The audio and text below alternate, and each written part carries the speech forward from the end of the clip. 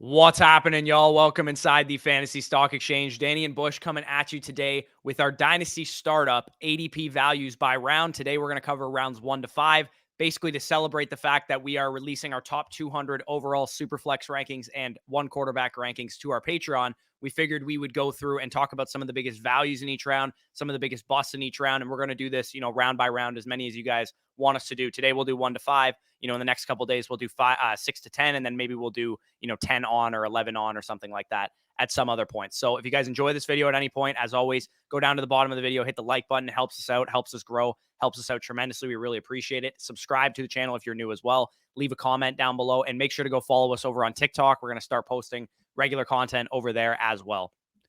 Yeah, no, for sure. And the premise of today's video, again, we talk about, startup mocks that we do with you guys, live streams that we do with you guys. Actually recently launched our full top 200s over on our Dynasty Rankings manifesto. Go check that out. Link is in the description. So we thought with the finalization of our top 200 players, our best aim, our best advice for you guys is how to attack those rounds. Who are your best values? Who are your worst bust relative to our rankings comparative to ADP. Again, it's gonna be a fun video to kind of give you guys a grasp as to what the dynasty market currently looks like and how we can capitalize on it. All right, so before we get into it, as always, gotta hit the intro.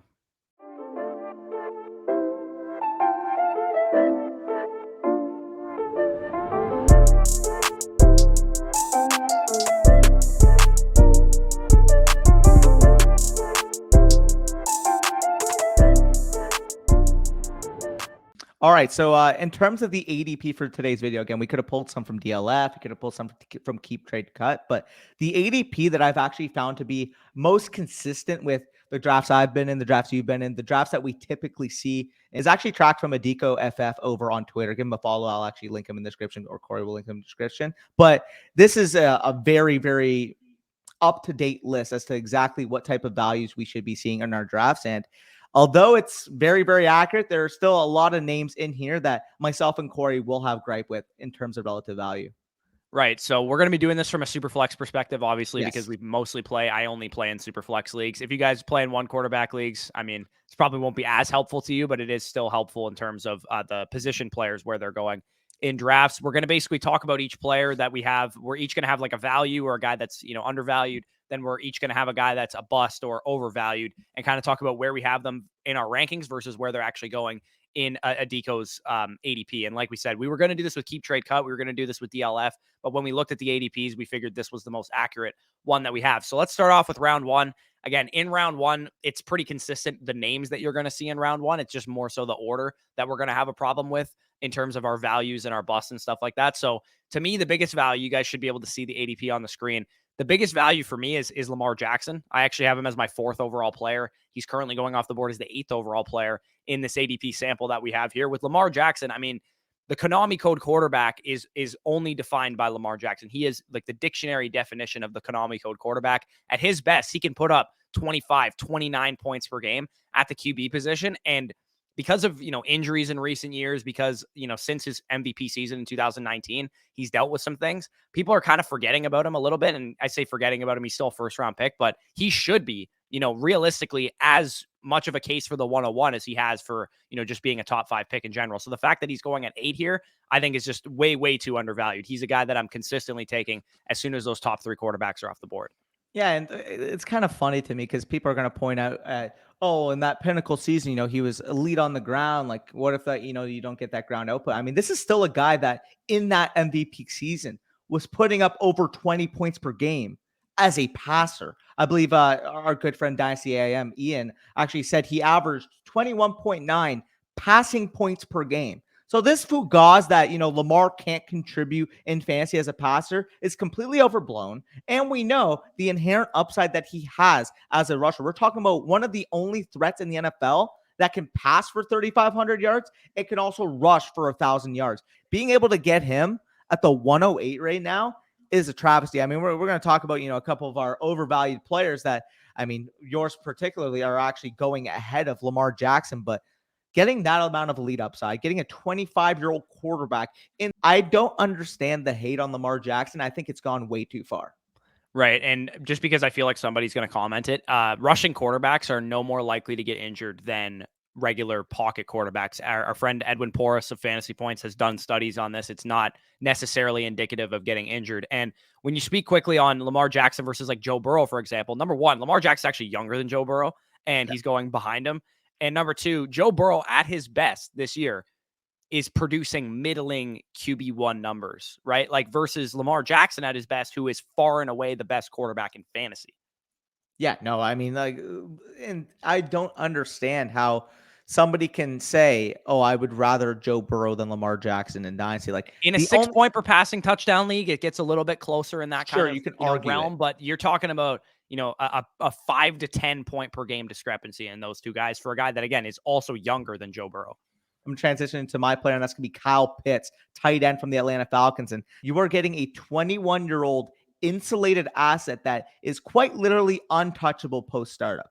We're talking about a player that is going to be at worst top 3 to 5 production at the most scarce position in fantasy for the next 10 years. Kyle Pitts, as a rookie last year, commanded 110 targets at the tight end position, posted the second most yards amongst tight ends in NFL history, and we're really arguing how high to take him. Like, genuinely speaking, again, the only player that has the win now appeal to him would be a guy like Mark Andrews, except you're also getting a 5-year discrepancy, except you're also getting that inherent elite target share upside that we both believe Kyle Pitts can be. We're talking about the best tight end prospect that has ever come out in the NFL. 4th overall draft capital, commanded targets as a rookie, clear opportunity to keep commanding targets in the NFL. And again, the fact that a couple of the guys that we have as busts are currently going above him, particularly mine, I think is especially egregious. If Kyle Pitts is going at the 112, if say you're picking at the 112 of your dynasty draft, and you can get Kyle Pitts and one of the quarterbacks we're going to be talking about in the round 2 range, A+ start to your draft. Yeah, especially in a tight end premium. This is like Absolutely. regular non-tight end premium ADP, but like we're talking about a dude that scored 1 touchdown last year, playing for the 26th highest scoring offense in the league. Without Calvin Ridley, now they have Drake London, and again, we're firmly in the camp of rising tide raises all ships. If the offense gets better, Marcus Mariota is probably not long for that situation. He's eventually going to have a quarterback upgrade, probably in next year's draft class. So all we know at this point is it's a top 5 pick at tight end who is supremely talented, who has 1,000 yards as a rookie, just needs some touchdown regression. I think Kyle Pitts should be, I have him at like 11 or 10, so I have him a little bit higher than this, but I do think he's firmly entrenched as an untouchable asset post startup, like you said. Because if you try and trade for Kyle Pitts, like you have to overpay for him. You have to give him multiple first round picks, maybe George Kittle in return, and also like a young receiver. Like it is impossible to go acquire Kyle Pitts. I mean, aside from the top 6 quarterbacks for us, I mean, you're talking about a guy that can rarely even be had for 2 2023 first and a 2023 second. Like you're paying 3+ firsts for a guy like Kyle Pitts. And when you're comparing that to a couple of the guys that are listed ahead of him, like, are we even sure that they're worth more than 2 firsts?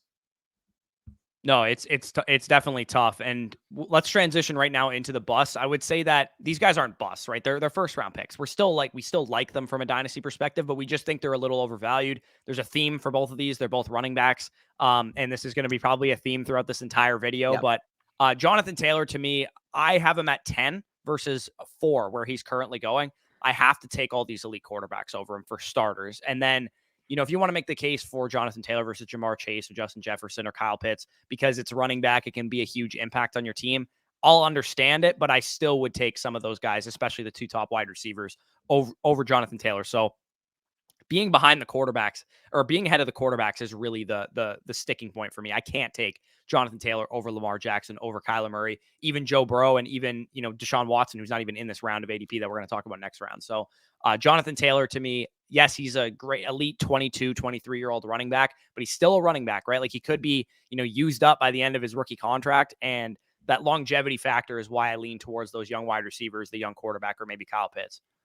For sure. When it comes to Jonathan Taylor, his ADP as the number 4 player is egregious. It's egregious. Like, genuinely speaking, Kyler Murray and Lamar Jackson have just as much inherent upside at the quarterback position, only that you're getting 10 to 15 years of shelf life versus maybe 4 to 5. genuinely, like of elite shelf life. Taking Jonathan Taylor over any of those quarterbacks makes no sense to me. And you kind of mentioned, you get into a conversation point when you talk about, Chase, Jefferson, and Pitts. But again, if all of those guys have an inherent elite ceilings, I mean, we're talking about league winning generational type of assets to have on your dynasty teams right now. Give me the ones with the longer shelf life. I love Jonathan Taylor. I will watch football and really, really enjoy watching this guy play, watching this guy run the football. But genuinely, like, unless it's a couple years ago, a Christian McCaffrey 30 PPR point per game type of ceiling, a running back should not be going in the first round of your dynasty drafts. And that transitions into my player, who I get having Jonathan Taylor high because he showed last year he's got elite, 24 point per game type of ceiling, great player, best pure runner in the league. But Najee Harris being in the first round of Dynasty ADP is a fugaz. He's my 19th rated player. He's currently ranked 10th overall in ADP. And guys, like, I get it. He's got a very, very nice workload. He's got a very, very good projectable future for his rookie contract. But we are still talking about a 24-year-old rookie who on 401 opportunities last year wasn't a league-winning asset. What is the upside that we're buying into with Najee Harris? We already know the volume's going to be there. What are we really projecting here? That the Steelers offense is going to magically get better within his rookie contract? Because even if worst case scenario, maybe it's a 2-year, rebuild, if you will, for that Steelers offense. His bull case is what? 1.3 times of like what Joe Mixon did this year at 26 years old, where his value in the dynasty is already inherently going to be lower because of his age, because of his workload, because of the fact that his rookie contract is running out. Investing top 12 capital into a player as volatile from a value standpoint that Najee Harris is just a misallocation of draft assets. I mean, guys behind him, Dak Prescott, Kyle Pitts, some of those quarterbacks we'll mention in the next round. It just makes no sense to be taking Najee Harris over value insulated assets like those players. Yeah, and even like at running back, you can talk about Javonte Williams, DeAndre Swift, maybe Breece Hall if you have them up there. I know you have them higher than Najee Harris. Yep. I think with Najee, you also get into the fact, and to some degree, Jonathan Taylor as well. You get into the fact that you're already forced into a competing window because you have those elite running back assets. We want to maintain flexibility as long as possible, right? If we can get 3, 4, 5, 6 rounds without determining whether we're rebuilding or a competing team, that's the ideal scenario to be in a dynasty draft. And as soon as you pull the trigger on Najee Harris, you're probably pigeonholed into competing, even though he's a young-ish running back because he's a second-year running back. He was an older prospect. He's already into his prime years of the running back position right now. The average age of RB1 seasons is 24 years old, which is how old Najee Harris is currently at this moment, even though he's only a second-year player. So let's move on to the next round here. Round 2 of ADP. You guys can see it on the screen right now. This one was a little bit harder, I would say, to come up with like a screaming value, but the guy that actually is the highest value for me in terms of my overall rankings is actually A.J. Brown. I moved A.J. Brown down because I had him as a first-round player when he was on Tennessee. I moved him down a little bit because he, now goes to Philadelphia. He's not nearly as high of target ceiling, I would say, in that offense because he had less target competition in Tennessee. But A.J. Brown, again, I talked about it in the Elijah Moore and Devontae Smith video. He's still one of the best 5 receivers in the NFL. He just got paid that way. Now he has some insulation from a contract standpoint. I think A.J. Brown should have decreased a little bit at wide receiver, but I think the hate gone a little bit too far so far. So I'm saying like middle of the second round is where I'm feeling comfortable. 18th overall, pulling the trigger on A.J. Brown. I'm not going to pick him at the end of the first round like I was before, but I don't think he should be falling, to the 2-3 turn type of area. And if he does, I mean, if it's a non-third round reversal and you get an elite quarterback, pair him with A.J. Brown and maybe one of the wide receivers in the next round, it's a phenomenal start to your draft. Yeah, I absolutely love A.J. Brown as well, my 20th ranked player, and he commands targets wherever he goes. Yeah, the overall volume in terms of output that we saw in Tennessee wasn't adequate, so his overall raw targets was never high, but this is still a player that was commanding over 25% target share in the last couple of years when he's been healthy. When he is on the field, he commands targets with some of the best receivers in the league. So although, I have to quote unquote support a new Philadelphia Eagle, I definitely agree that A.J. Brown should not be a player in terms of the players around him falling to the 24th overall pick right now. The last thing I'll say about AJ Brown too is that the downgrade in target potential shouldn't be as big as some people might view it to be, because it's not like he's going from the Kansas City Chiefs, the Buffalo Bills that throw the ball 650 times a season, Tampa Bay Buccaneers, some team like that, to a team that throws the ball 500 times a year. Like, that's a major downgrade. He went from an already run heavy offense to another run heavy offense. Yeah. And yeah, the target competition's a little bit better in Philadelphia, but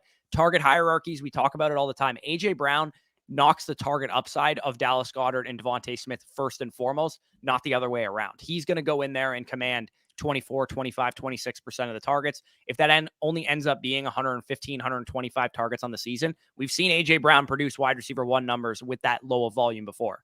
Transitioning to the next player is actually the first name on this list, the 201 in terms of ADP, and that's Deshaun Watson, quarterback from the Cleveland Browns. Currently my 9th overall player. He's currently ranked, as I mentioned, 13th overall, and he has shown that when he is healthy, when he is Deshaun Watson, when he is on a football field playing, he's got top 5 quarterback in fantasy upside. He contributes with his legs. He's one of the best pure passes in the NFL, and now lands in a situation in Cleveland that has adequate support around him to be able to continue the dominance that he's shown from a fantasy perspective. Obviously, the elephant in the room here is the legal situation of Deshaun, more so from a suspension standpoint. Is he going to get suspended 6 games this year, 8 games this year, 10 games this year, or is it going to be 2023, or is he going to get suspended at all? That is the main question mark, the uncertainty point that has people letting him fall to the 201.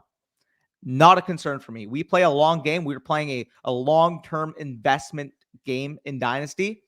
And even if Deshaun Watson misses 6, 8, whatever, 10 games this year, we are still talking about a 26-year-old quarterback that, when he is on the field, is just behind guys like Kyler Murray and Lamar Jackson for me. And I feel like you can even make the case that he could be above them. Like, genuinely, he has that level of upside, 23, 24 point per game at the quarterback position type of upside. So being able to pair up Kyle Pitts and Deshaun Watson in your drafts right now is absolute money in the bank. Yeah, and as a passer, I think he's better than both of those quarterbacks. Easily, yeah. Deshaun Watson's actually my 7th overall player. I actually have him higher than you do. Because the contract is what matters to me. Like, yeah, he 100%. might get suspended, whatever. Like, they're not going to cut him. They're not going to, nothing's going to happen from a long-term perspective. He might get suspended 6 to 8 games or something like that, 10 games at worst or something. But Deshaun Watson is going to be a starting quarterback for a team that has, a good offensive line. They're probably going to add some weapons. They just added David Bell, who I obviously love, in the draft. And Deshaun Watson, to me, is going to be a locked and loaded top 6, top 7 dynasty pick the second he's off of suspension, which is why I already kind of have him valued there, because I don't think a suspension should impact his value that much. For sure. I have him, again, as I mentioned, 9 right now. And the only players that are not quarterbacks ahead of him right now are the generational league-winning receivers and Kyle Pitts. So if you want to make the argument that because he's a quarterback, you want to take him above Chase, you want to take him above Jefferson, you want to take him above Pitts, I have no qualms with that. I think he's deserving of that type of ranking in terms of dynasty. Right. And last time he was on the field, the Texans were terrible. They had like the 6th overall pick or whatever that went to Miami in the Tunsil trade. And Watson was a top 5 quarterback in fantasy, even though the team was awful, right? Like the Browns are just a much stronger team around what he last dealt with in Houston. And in Houston, he had a stretch of games in 2020 where he was like dropping 30 a game. Like, it was insane. He won me that championship behind me in 2020. He was part of the big reason why I won the championship. And Watson can make that difference in people's lineups. And I think people have forgotten that since he's been off the field for so long. So some of the busts in this area, and again, they're not necessarily busts. They're still obviously great players. They're just guys that I think are a little overvalued. Similar point to what we said with the running backs. I have Cooper Kupp 8 spots lower. He's my 26th overall player. He's 18th on this list here. Cooper Kupp immediately puts you into that competing window, right? The second you select draft on Cooper Kupp, maybe you drafted, I don't know, Kyle Pitts in the first round or something like that, and you draft Cooper Kupp in the second round, now you're competing, right? Like, that's it. You have no more flexibility. You're immediately competing. So these competing only pieces that go in the first, second, third, fourth round, they're going to be guys that I'm lower on because I'm looking to maintain flexibility as long as I possibly can into round 4, into round 5, so that if I decide to, if my league is all going young players, I can choose to compete, or vice versa. So Cooper Kupp to me is just going to be a guy that I probably don't own as a result of him going too high in startups. I'll let other people take that risk. I have him on in one league, but I got him last year when he was an 8th, 9th round pick or whatever. So I'm more comfortable just holding him now rather than trading him or something like that. But Cooper Kupp going a little too high for my liking. I know he had a historic wide receiver season again. I doubt it's going to be that great again next year because teams are obviously going to scheme against him now. Not that they weren't before. But I think, top 20 is a little too rich for a 29-year-old wide receiver. Well, you're talking about, again, he's going to be 29 years old. This philosophy that myself and yourself believe in Dynasty is that when you are drafting within your first 3 or 4 rounds, you're investing in real estate. You're not investing in cars. Cooper Kupp is a car. The next guy I'm going to talk about is a car. Right away, you're going to enjoy them. You're going to have fun. They're going to produce, you're going to really enjoy that first year for them. But guess what? As soon as that car leaves the lot, it's already decreased 20+% in value. That's exactly what's going to happen if you take Cooper Kupp and you take my guy, Christian McCaffrey, in the second rounds of your dynasty drafts.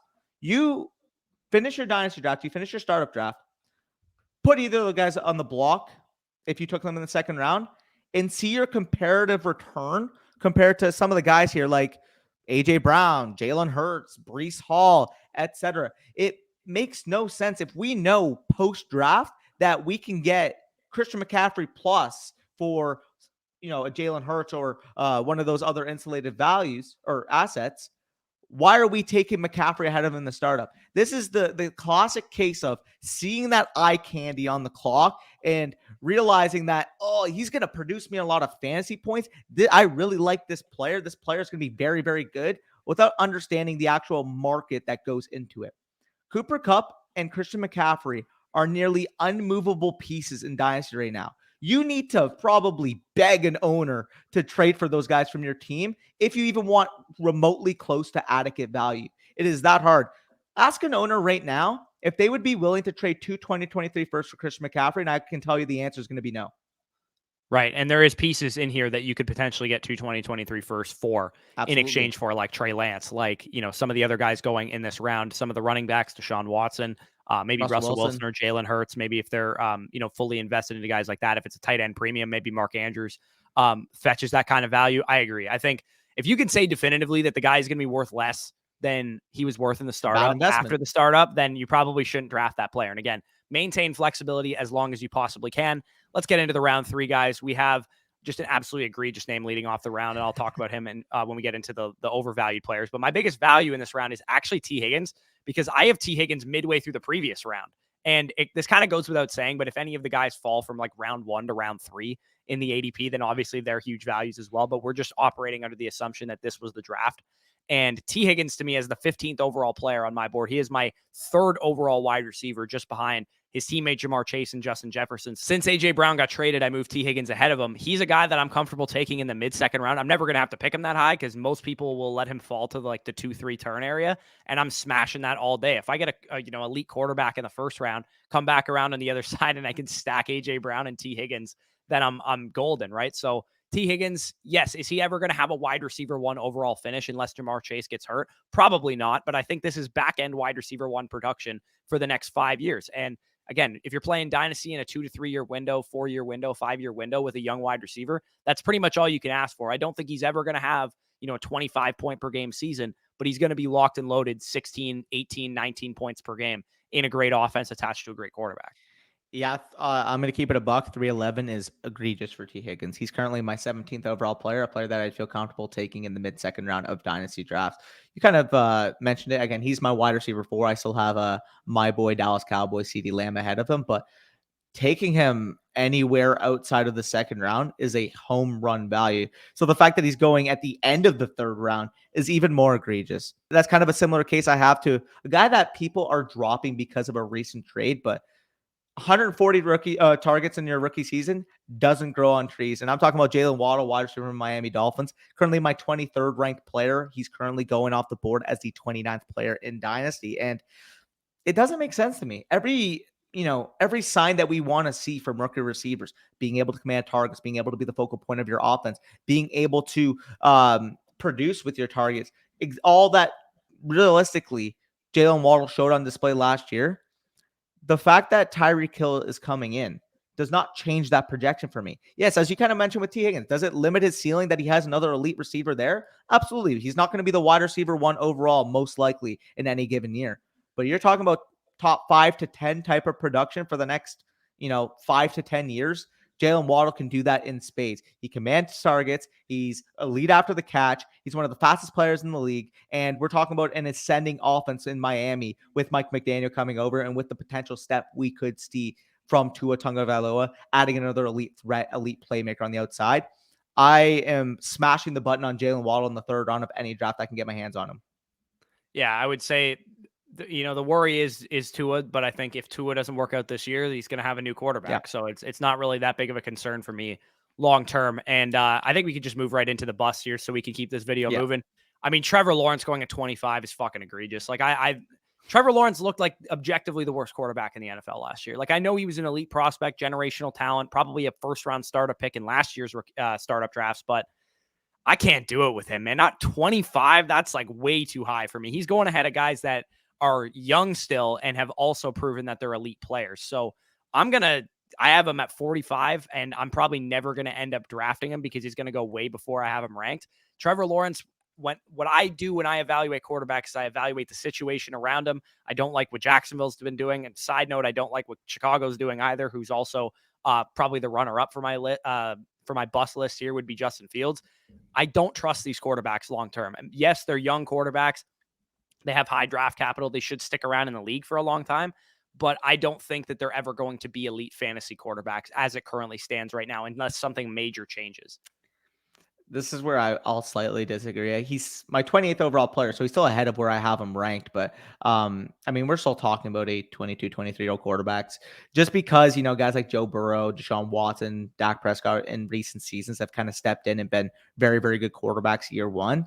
Doesn't mean that should be the standard we hold for all these quarterbacks. I will agree with you that he had an objectively terrible rookie season, and there are question marks in terms of the management there, but he's still got the talent. We're betting on that long term. And we know in terms of inherent value, in terms of potential projectable upside, that if he is able to hit, if he's able to become a top 12 fantasy quarterback, this year or next year, this is going to be a guy that's going to increase his value all the way up to the top 15 overall pick. So I understand it because it is a very, very risky, very, very volatile pick. And if you want to play it safe, some of the elite receivers going around him are probably safer bets, but I'm still willing to bet on the upside there of both him, Justin Fields, and a guy that is actually very, very undervalued that you're going to get into in a bit. Yeah, I think the difference between that guy and these two guys is while they all didn't have the greatest rookie seasons, at least that guy's team is really 100%. building around him and making it hard for him to fail. And I think the Jags and the Bears are making it easy for their quarterbacks to fail because of, adding. I think the Bears have signed every random non-relevant receiver in history of the NFL in recent days. I'm just seeing every random receiver like Tajay Sharps and random guys like that getting signed to the Bears. So both of those quarterbacks, I would just say the second-year QBs, it's too high. It's just too high for me. I'm probably going to wait until the 4th, 5th round to draft these guys. I'm never going to get them there. Never getting them there. I'll let you talk about your guys that are overvalued here. Yeah, and the reason why I'm more willing to take the quarterbacks is the common theme of this video. I mean, heck, if you've made it this far, 30 minutes in, you can comment down below, Danny hates running backs. It's because I ain't taking running backs early, and it is egregious to me. As much as I love Austin Eckler, and as much as I think, Joe Mixon's going to have, a good 1 or 2 years in the next couple, the fact that they're going in the 3rd round makes no sense. Currently, my 53rd ranked player for Austin Eckler and my 52nd ranked player for Joe Mixon, currently going off the board 26 and 30 respectively in dynasty drafts. Let's contextualize this. Do they have very, very nice projectable short-term ceilings? Absolutely. I think both of these guys have a legitimate case to be a top 5 running back this year. However, are we projecting that for what? The next 1 year, the next 2 years, maybe if we're lucky, the next 3? We're still talking about Austin Eckler, a 27-year-old running back, and Joe Mixon about to be a 26-year-old running back. If we're comparing them to other players in this range, again, you want to rank them here amongst running backs, I'm fine with that. If you want to rank them, in your top 8, your top 7 amongst running backs, go right ahead. But when we're comparing them to guys like DK Metcalf, Devontae Adams, T. Higgins, Stephon Diggs, Tyreek Hill, we are still getting elite receiver seasons, elite receiver ceilings from those guys, only projectable long-term value going in their favor. Again, don't make this a case of me hating on the players. I'm hating on the market value here. This is what I talk about all the time. The inefficiencies in the market in terms of pushing up older, volatile running back values in your startup drafts is why I'm fading them all together. And that is going to be a common theme as you see throughout these next few rounds. I am not touching these overpriced running backs to save my life right now. Give me these young receivers. Give me these upside receivers. Heck, give me, some of these quarterbacks that have a murky ceiling, because at least I know if any of those quarterbacks hit their ceiling, they can be top 5, 15 picks. Even if Austin Eckler and Joe Mixon go out next year and have top 5 running back seasons, they're probably going down in value regardless, because everybody's going to consider workload. People are going to consider age. People are going to consider, rookies coming in next year, that 2023 class coming in next year, to the point where investing in them in the third round now, when we know, as I kind of mentioned with Christian McCaffrey, you mentioned with Cooper Kupp, that they are more cars rather than real estate. Why are we taking them in the third round? Right. And I think, again, I'm not going to sound like a broken record here. Again, that immediately puts you in a win now contending window. Yes. Right? Like the second you draft Joe Mixon, you got to compete. You can't be like, oh, I'm going to like compete in 2023, because we think Joe Mixon has 2, maybe 3 years left of good production because he's attached to a good offense that's young and ascending. But Joe Mixon could fall off a cliff next year. Like we don't know. Like he's going to be on the second year, I believe, of his extension. If he has an injury riddled season next year, they can cut bait with him. That's just how running backs are treated in the NFL. The NFL teams are getting smarter about this. They're not just going to pay running backs, leave them on their roster for 7 years, unless you're the Dallas Cowboys. So it's probably not likely that Joe Mixon returns value from this time this year to next year, which is why I just wouldn't spend a pick on him. And I mean, we're going to have a field day in round 4 here. So round 4 is ADP on the board. There is just so much wrong with this. I would say the value for me is, and me and Danny kind of disagree on this, but J.K. Dobbins is one of those running backs that I'm willing to draft in the first, 4-3 rounds of leagues, because I do believe in the player. I do believe in the talent of the guy, and I believe in the offense that he's tied to. So J.K. Dobbins, I actually have at 28 versus 42. He's one of the last running backs that I'm willing to consider in rounds, the top 5 rounds or whatever of drafts. I do share the same sentiment that you do, that once that running back falls off the board, your 9th, 10th, whatever running back it is, then I'm not touching running backs for a long time. And J.K. Dobbins is one of the last guys. Him and Cam Akers are the 2 guys that I'm probably going to take. And then once they're off the board, I'm not touching a running back from rounds like 3 to 6. Yeah, for me, that cutoff is a little bit earlier. It's after Christian McCaffrey at 6. Christian McCaffrey is currently my 25th ranked player, and the next best running back in my rankings is actually J.K. Dobbins at 49. That's just my philosophy. Again, if I'm comparing, J.K. Dobbins to some of those receivers like an Elijah Moore, a Tyreek Hill, Traylon Burks, Garrett Wilson, Devontae Smith, etc., I would personally just lean the receiver because, again, I think those guys have very, very high projectable ceilings, are young, have appreciability comparatively to, as much as I love J.K. Dobbins, him being a running back. So I understand it in terms of running back position. He would be my next ranked running back. So if you're more of a running back truther than I am, go ahead. I think 4th round is probably about appropriate value, in my opinion, for J.K. Dobbins. I just personally couldn't pull the trigger, but I understand his value comparative to some of these other running backs going ahead of him. If we're talking strictly running back value, RB11 is pretty ridiculous. The fact that my bust I'm going to mention is going ahead of him. Yeah, which is hilarious. But I'll let you get into your value here, because I do also have this guy quite a bit higher. And my player is going to be DJ Moore. My currently ranked 30th player comparatively to 48th on ADP. And he's a polarizing player. I mean, the negatives people might point out would be the quarterback play, would be the fact that he hasn't been a prominent touchdown scorer. But my pull case for him quite simply is not many players in fantasy football amongst the wide receiver position period can command targets the way DJ Moore did. 9.6 targets per game this past year, a 28+% target share as a 25-year-old wide receiver. If we are consistently pushing him down in value because of the negatives to his profile, that he hasn't scored touchdowns, he hasn't had a high season just yet, that's the type of player I'm willing to invest in, because if those external variable factors end up coming to fruition, we are talking about a legitimate top 5 finisher at the wide receiver position. DJ Moore's got the talent. DJ Moore commands the targets, and DJ Moore is the type of player that is going to have 15 target weeks, is going to have 17 target weeks, is going to be able to produce an elite level. The only last variable that you need to come to fruition here would be that touchdown upside, which again, 10 touchdowns in 3 or 4 years isn't fun, but I mean, for a player as talented as DJ Moore, I'm going to bet on positive regression there every time. Yeah, I mean, I'm just trying to look at how many the Panthers offense had 14 passing touchdowns last year. Like, who's going to score touchdowns in that offense if you're only Get 4 of throwing them. 14? Like that's such a low number. It is all really dependent on quarterback play with DJ Moore, but it's a factor we can't control. We have no idea. All we know is that this guy had 160 targets this year, which doesn't grow on trees. There's like 4 receivers in the NFL last year that had 160 targets, and DJ Moore was one of them. If we can get this guy competent quarterback play, he has the DeAndre Hopkins level outcome, right? Yes. Once DeAndre Hopkins got Deshaun Watson, he eventually became the best receiver in fantasy, and DJ Moore has that range of outcomes as a possibility to him based on the external or the internal factors that he can control, which is getting open, commanding targets, and doing something with it as much as he possibly can. Unless he houses a 15-yard slant route, he can't score touchdowns because his quarterback will never actually put him in a position to do that. And it's just kind of funny to me because, again, he was, the wide receiver 18 this year. Again, I'm not using like overall points as a main, prover of him, but he's like the wide receiver 18 this year, being 25 years old. And the fact that he's valued as wide receiver 14, despite being 25, is kind of ludicrous. I mean, we're basically valuing him at what's shown to be closer to his floor, way closer to his floor than what his actual ceiling is, given that target share that he commands. So absolutely love DJ Moore. If he's fallen to the 4th round of your drafts, that is an instant smash. Yeah, and for what it's worth, I still would, take him around the range of like J.K. Dobbins types at the late 3rd area. I think he's definitely worthy of a pick like that. So the bust for me, this has got to be my biggest discrepancy of anyone in this video. How the hell is Travis Kelce going at 39 still?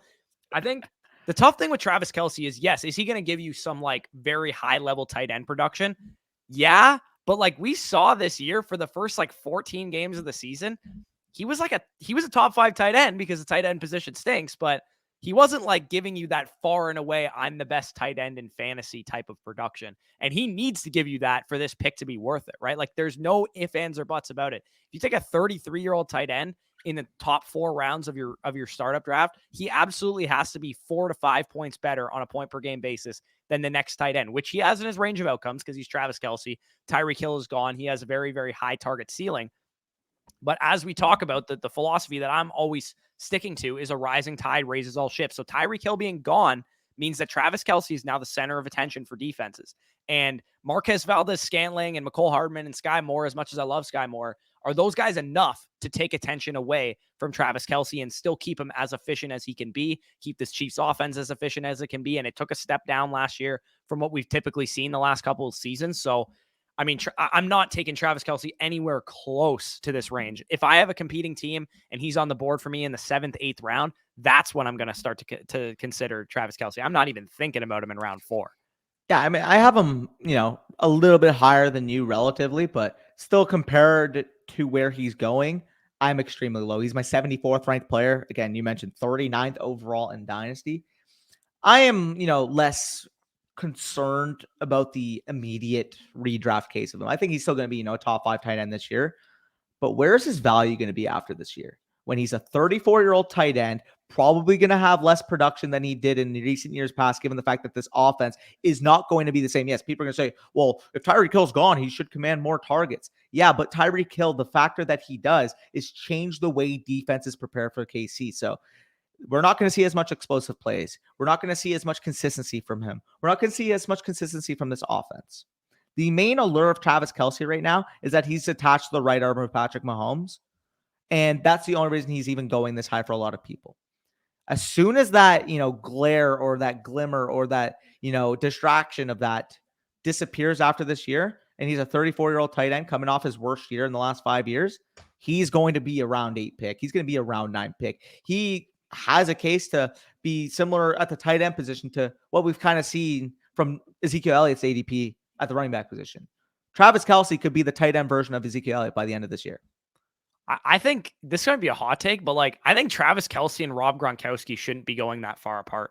Cause like you're getting pretty high end tight end production for an older tight end, but like, it's not, you shouldn't be paying up as much. Like Travis Kelce at the beginning of Dynasty draft season, like right around May last year, was valued as 7,000 in terms of his value on Keep Trade Cut. His value now is 4,500. He went down 40% after a season in which he was pretty good, especially at the end of the season, but he was, relatively disappointing, I would say, to where you were expecting. So another year of age, potentially less efficiency.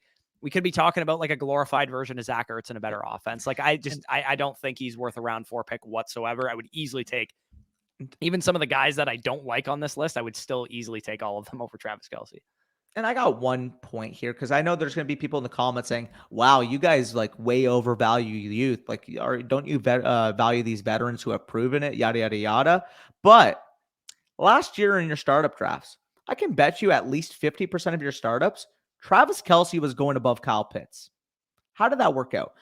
Travis Kelce did not have a bad year. He was a top 5 tight end. I mean, comparatively to the year before, obviously, but from a relative standpoint, I mean, he was still a top 5 tight end. He still produced targets, except as we've seen, appreciability is a real thing. Range of outcomes is a real thing. So taking an asset in Dynasty that you know, despite having a good year, doesn't have a projectable increase in value, why are we taking them at that current ADP? This is not redraft. We're not specifically focusing on points here. We're focusing on projectable long-term value. So, I mean, Kyle Pitts versus Travis Kelce was a prime example last year. And as we've kind of gone through in this video, there are a ton of examples in this year's ADP as well that we can take into our advantage to capitalize on an efficient market.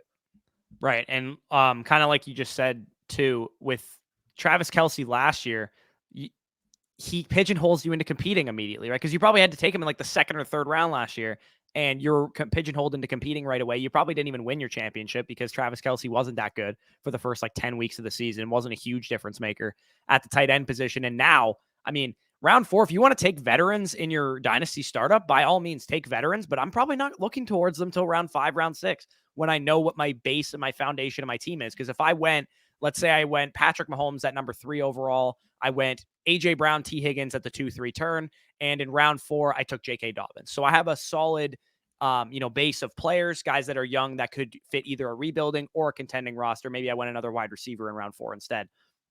At round 5, round 6, if I want to take Joe Mixon, if he's still on the board, I can do that. I can compete with that team. If I want to take Kenneth Walker instead, I can do that. I can rebuild with that team. So it's all about staying as flexible as you can, as long as you possibly can, to make sure that you're not pigeonholing yourselves. And Travis Kelce is the A+ version of pigeonholing yourself into competing right away. It'd be like if Tom Brady was going in round 4, because I think Travis Kelce is a year-by-year basis type of player. I don't think you can project Travis Kelce for 3-4 years of production. I think you have to do it 1 year at a time, and that's what it is with Tom Brady at the quarterback position. So I'll let you get into your bust, and then we'll close this out with round 5.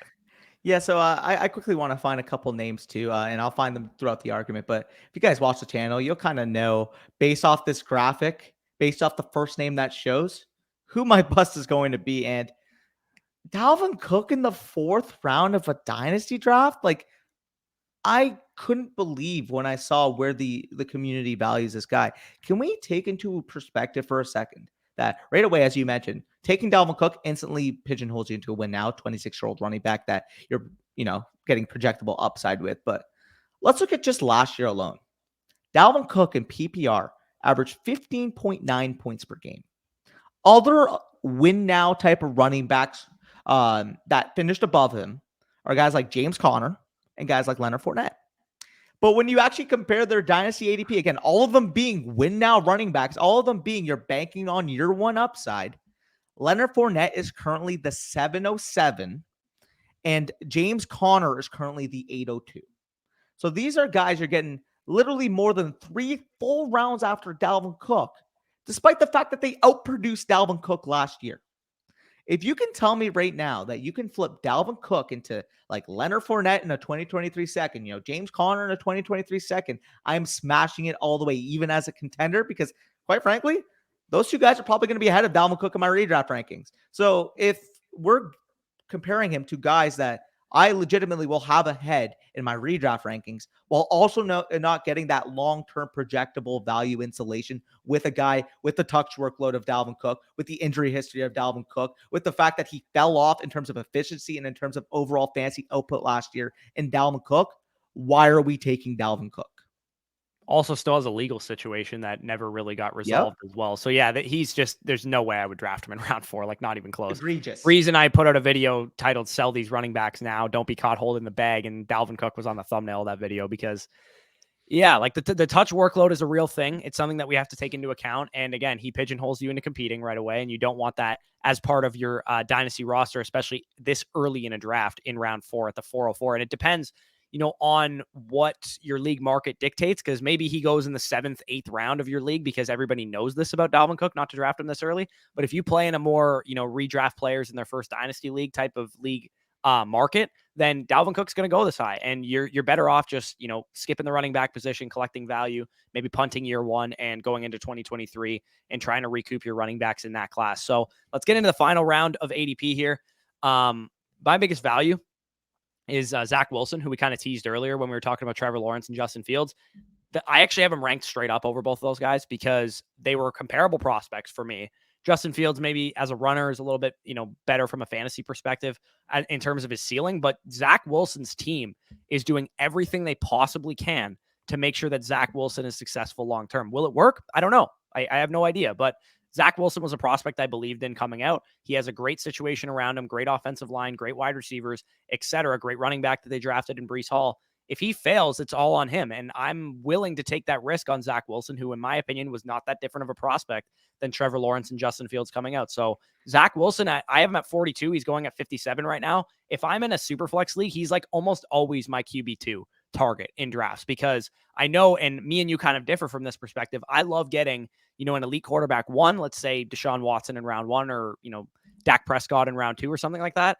And I like coming back in round 4 to get my QB2, whereas you are more so a guy that likes to get 2 quarterbacks by round 3 or something like that, and get a better quarterback 3 rather than 2 great quarterbacks and a meh quarterback 3 kind of thing. So the way that I build teams, the way that I approach drafts, Zach Wilson in the 4th round is always something I'm looking to do. In fact, I drafted Zach Wilson in the 4th round after taking Jalen Hurts in the 2nd round in our Tone Setters League. Oh yeah, you sniped my ass, and you might be disappointed when you hear this. Okay, guess where I have Zach Wilson ranked? Is it lower than where he is here?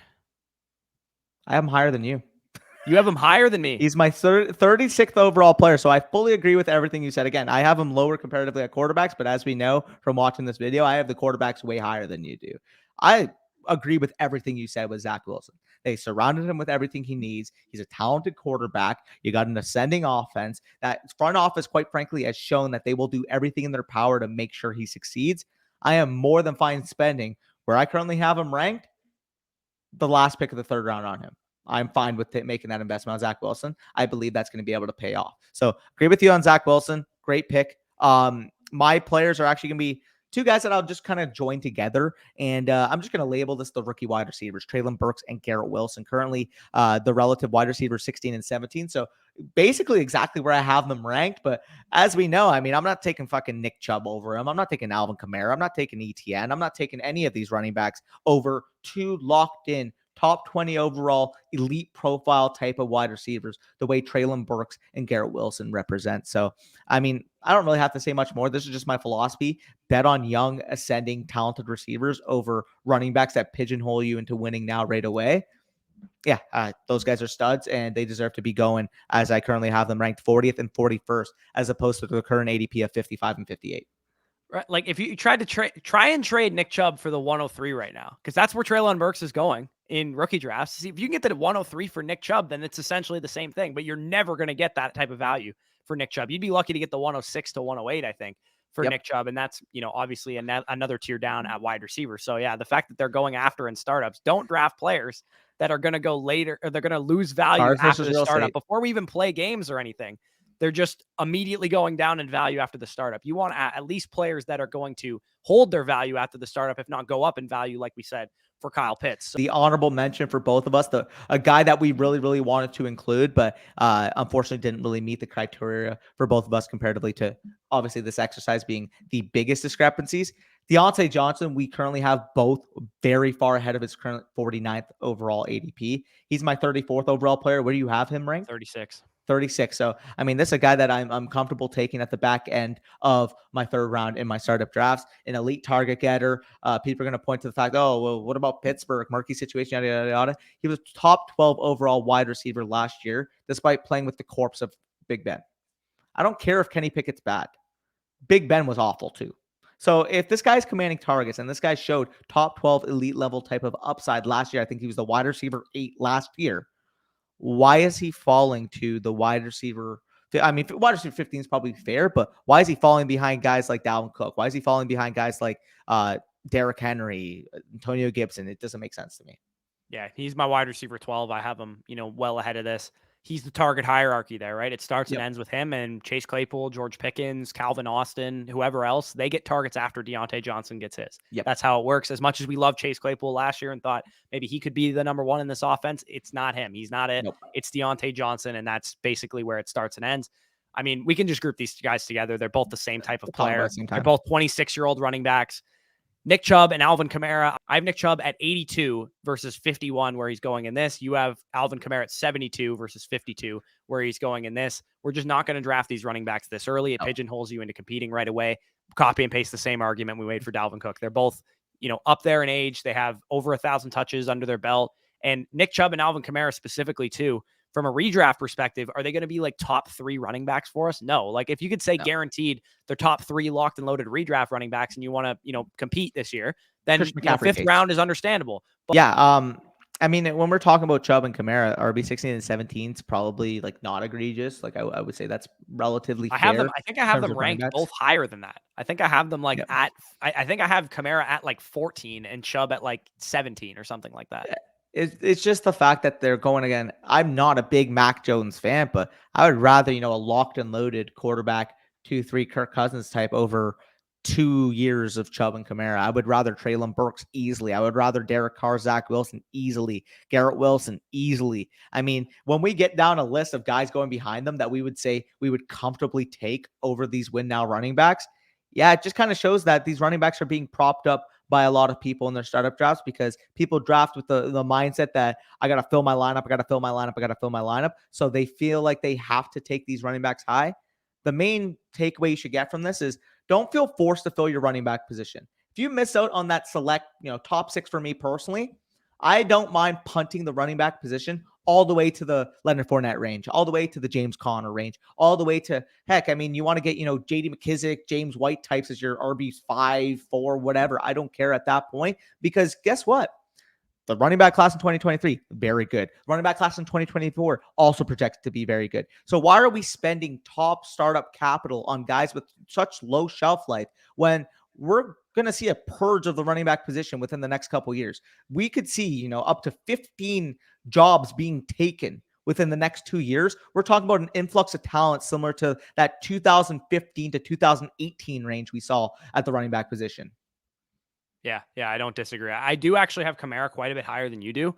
He's more so in line with where I have him because I do love, the pass catching ability. I think he does have a little bit more longevity from that perspective, but still a guy that this is where like the first pivot point for me is because if I go in the first 4 rounds and I want to go and transition into a win now build, like Kamara would be the type of target that I would look for, but Chubb especially too high for me. So if you guys enjoyed this video, a little bit longer than we usually like to make these, but if you did enjoy this video, hit the like button, comment any of your thoughts down below, subscribe to the channel if you are new as well. If you guys want full access to our Dynasty Rankings Manifesto, like we said at the beginning of the video, our top 200s for one quarterback and Superflex fully updated into the sheet right now. So if you guys want to go check that out, the link is down below for that, patreon.com/fantasy stock exchange. Or if you want, you can go and sign up on underdogfantasy.com using promo code FSE. You'll get 100% match back on whatever you put in. So if you put in $20, you'll get $40 on the site to play with. And you'll also get our Dynasty Rankings Manifesto totally for free as a thank you for using our code. So 1 of 2 ways you can get the rankings if you're interested in them. If you have a startup coming up, I highly encourage you to go out and get them.